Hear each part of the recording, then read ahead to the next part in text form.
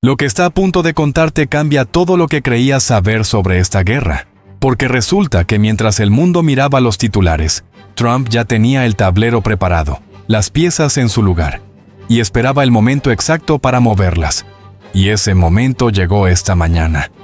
2 buques de guerra estadounidenses cruzaron el estrecho de Hormuz, de este a oeste, con los transpondedores encendidos, a plena luz del día, sin pedir permiso, sin coordinarse con Irán, sin disparar un solo tiro, y lo más importante, sin que Irán hiciera absolutamente nada para detenerlos.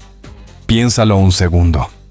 Durante semanas, el régimen iraní había estado diciéndole al mundo entero que ese estrecho era suyo, que lo habían minado, que cualquier barco que intentara cruzar sin su autorización se estaba jugando la vida. Y funcionarios iraníes salían en televisión a confirmarlo. El viceministro de Exteriores en persona dijo hace apenas 48 horas que cualquier embarcación que quisiera pasar tenía que coordinarse con el ejército iraní debido a las restricciones en el estrecho. Dijo que las condiciones de guerra hacían que eso tomara tiempo, que el paso seguro estaba garantizado, pero solo si Irán lo autorizaba. Esta mañana Estados Unidos le respondió sin decir una sola palabra. Mandó 2 buques de guerra, los metió en el Golfo Pérsico, los sacó y los iraníes no hicieron nada. Y eso lo cambia todo. Pero esto no fue una decisión de esta mañana. Esto estaba planeado. Y cuando termines de ver este video, vas a entender exactamente por qué todo lo que ha pasado en las últimas semanas encaja de una manera que los grandes medios no te están contando. Vamos a empezar desde el principio. Cuando Irán comenzó a amenazar con cerrar el estrecho de Hormuz, muchos analistas lo tomaron en serio. Y tenían razones para hacerlo. El estrecho de Hormuz es el cuello de botella energético más importante del planeta. Por ahí pasa aproximadamente el 20% de todo el petróleo que se consume en el mundo. Arabia Saudita lo necesita para exportar. Irak lo necesita. Los Emiratos lo necesitan. China, Japón, Corea del Sur, toda Europa dependen de ese flujo.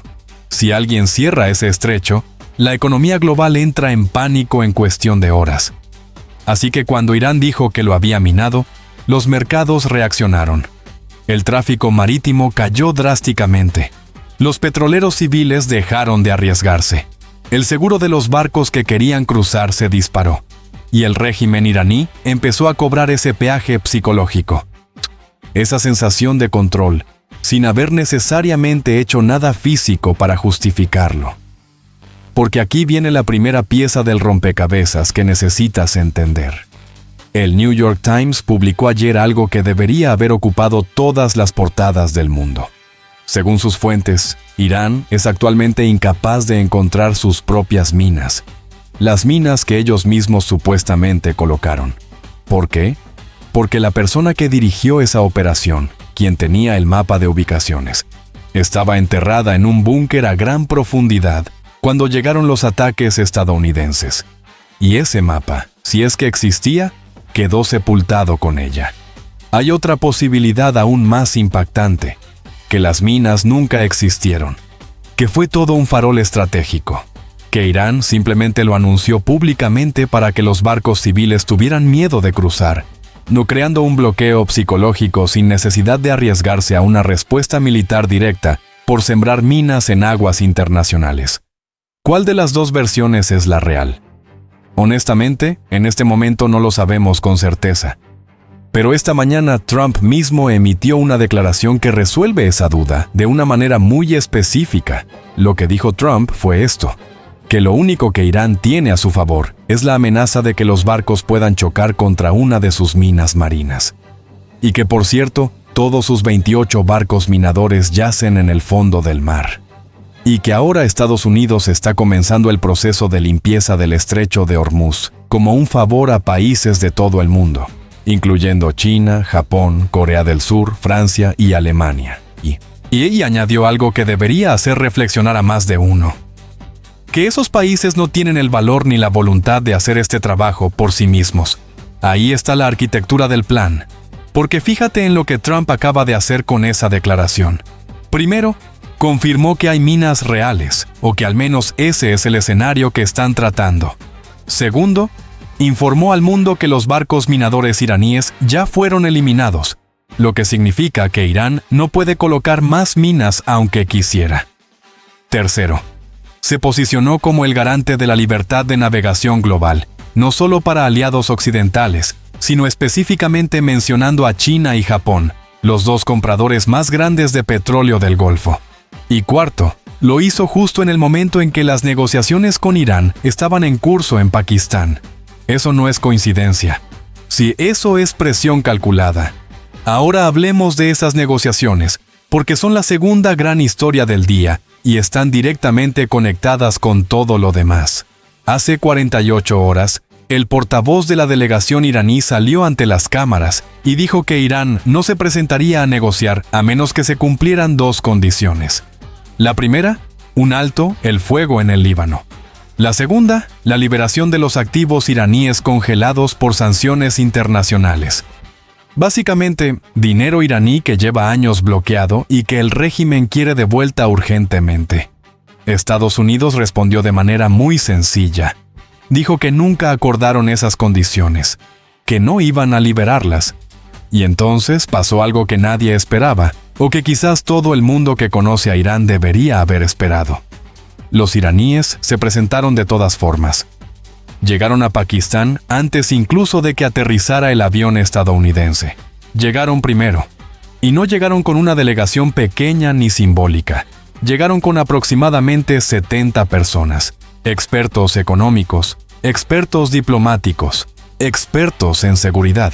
Y entre ellos, Mohammad Bagheri, el representante de la Guardia Revolucionaria, el IRGC, que era justamente la figura que los sectores más duros dentro del régimen iraní estaban exigiendo que estuviera presente para defender sus intereses en cualquier acuerdo. Eso nos dice algo muy importante. El tamaño de una delegación no es un detalle menor en la diplomacia. Cuando llevas a 70 personas a una negociación, con expertos en cada área crítica, con representantes de todos los sectores de poder dentro de tu sistema, eso significa que estás preparado para hacer un trato. Eso significa que vas en serio. Mientras grabamos esto, las negociaciones llevan más de 4 horas a puerta cerrada. El vicepresidente estadounidense J.D. Vance está al frente de la delegación americana. No se sabe aún qué se está discutiendo en detalle, qué puntos están acordados y cuáles siguen siendo el obstáculo principal. Pero el hecho de que estén en la misma habitación durante horas, después de todo lo que dijeron públicamente, ya es en sí mismo una señal. Ahora bien, hay algo que complica este panorama y que no podemos ignorar. Mientras las negociaciones están en curso en Pakistán, la inteligencia estadounidense detectó que China se está preparando para enviar nuevos sistemas de defensa aérea a Irán en las próximas semanas. No son los grandes sistemas de misiles de los que se habla en los manuales militares. Son Manpads, misiles antiaéreos portátiles lanzados desde el hombro. Relativamente baratos, pero increíblemente efectivos contra aviones que vuelan a baja altitud. ¿Por qué importa esto? Porque durante la conferencia de prensa después de la misión de rescate que tuvo lugar hace apenas una semana, Trump confirmó que el caza F-15 que fue derribado lo fue precisamente por un misil portátil lanzado desde el hombro. Un Manpad.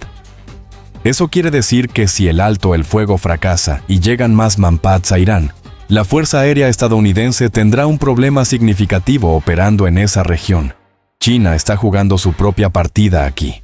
Por un lado, tiene enormes intereses económicos en que el estrecho de Hormuz permanezca abierto, porque depende de ese petróleo.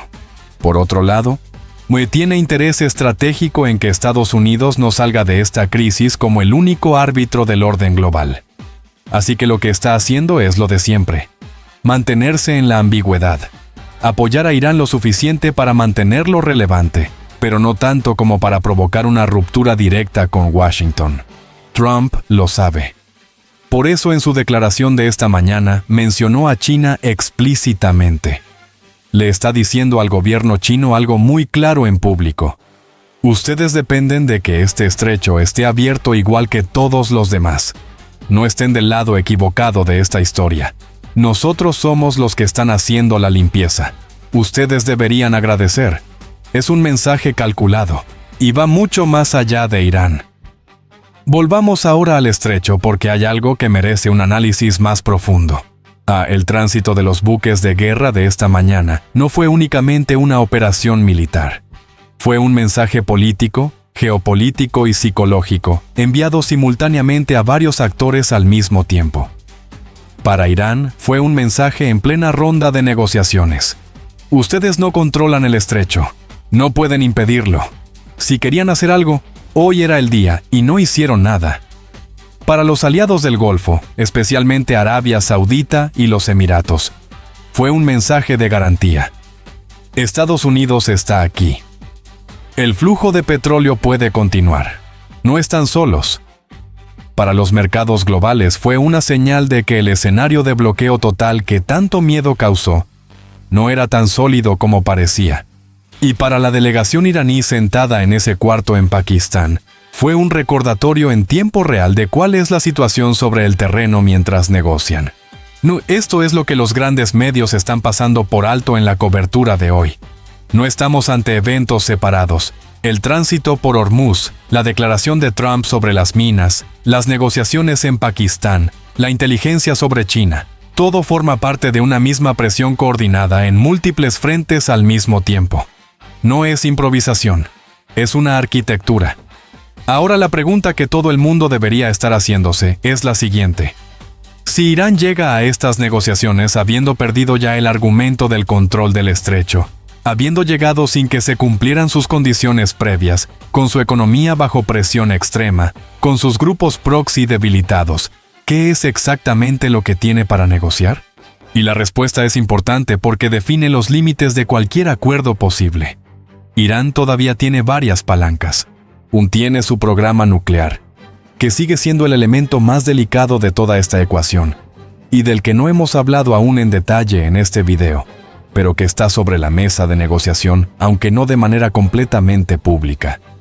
Tiene su red de proxies en el Líbano, Yemen, Irak y Siria, que aunque debilitados siguen existiendo y siguen siendo costosos de mantener para cualquier actor que quiera estabilidad regional. Tiene su capacidad para generar inestabilidad en puntos clave que van mucho más allá del estrecho de Hormuz. Y tiene algo que los negociadores estadounidenses también necesitan. Una salida que permita al régimen iraní presentar el resultado como una victoria ante su propia población. Este último punto es más crítico de lo que parece. Y cualquier acuerdo que haga que el régimen iraní parezca humillado ante su propio pueblo, tiene una vida muy corta. Irán ha sobrevivido décadas de sanciones, de aislamiento internacional, de guerra de desgaste, precisamente porque sabe construir narrativas internas de resistencia. Para que un acuerdo sea duradero, tiene que ser algo que el régimen pueda vender en casa, y eso complica enormemente las negociaciones. Ahora, hay un elemento que casi nadie está mencionando en este contexto. ¿Qué está pasando en el Líbano mientras todo esto ocurre? Mientras Irán está en Pakistán negociando, Israel ha atacado más de 200 objetivos de Hezbollah en las últimas 24 horas. Recuerda que una de las condiciones que Irán puso públicamente para ir a las negociaciones era precisamente un alto el fuego en el Líbano. Esa condición no se cumplió. Los ataques continúan. Y aún así Irán está en la mesa. Hezbollah y el pueblo libanés están mirando eso y sacando sus propias conclusiones. Para ellos, lo que están viendo es que Irán está negociando un acuerdo bilateral con Estados Unidos mientras la guerra continúa en el Líbano. Eso genera una fractura, no una fractura visible todavía, no una ruptura pública, pero sí una erosión de la confianza que va a tener consecuencias a largo plazo en la relación entre Teherán y sus grupos proxy. Irán está eligiendo su propia supervivencia sobre la causa que ha usado durante décadas como bandera. Y los que han apostado todo a esa bandera lo están notando. Lo que estamos viendo hoy es el inicio de una reconfiguración. No el final de la historia, sino el comienzo de un capítulo muy diferente. Y Irán entró en esta guerra creyendo que podía usar el estrecho de Hormuz como su carta definitiva. Esa carta está siendo descartada. En respuesta, está cambiando de estrategia, del control militar al control regulatorio, de la amenaza de cierre total al argumento de que cualquier tránsito necesita coordinación con Teherán. Es decir, si no pueden impedir el paso por la fuerza, intentan institucionalizarse como árbitros necesarios del tráfico. Es un movimiento inteligente, pero solo funciona si nadie lo desafía abiertamente. Y esta mañana fue desafiado de la manera más directa posible. El resultado de las negociaciones en Pakistán va a decirnos mucho sobre qué versión de Irán va a emerger de esta crisis. Un Irán que acepta un marco de negociación que limita su programa nuclear y reduce su apoyo a grupos armados a cambio de alivio económico y cierta rehabilitación internacional. O un Irán que usa estas negociaciones para ganar tiempo, reconstituirse y esperar el siguiente momento de debilidad de sus adversarios. La historia reciente del régimen sugiere que la segunda opción es siempre una posibilidad real. Pero la situación actual, el estado de su economía, el desgaste de sus capacidades militares, la erosión de sus relaciones con sus propios proxies, sugiere que esta vez el margen para esperar es mucho más estrecho de lo que ha sido en el pasado. Lo que sí está claro es que el panorama que tenemos esta noche es radicalmente diferente al que teníamos hace una semana. Hace una semana, Irán parecía tener el control del estrecho. Esta mañana, 2 buques de guerra entraron y salieron sin que nadie los detuviera. Hace una semana, Irán decía que no negociaría a menos que se cumplieran sus condiciones. Esta mañana, está negociando sin que se haya cumplido ninguna. Y en esa distancia entre lo que Irán decía que haría y lo que está haciendo, está la respuesta a la pregunta que importa realmente. ¿Quién tiene el control de esta situación?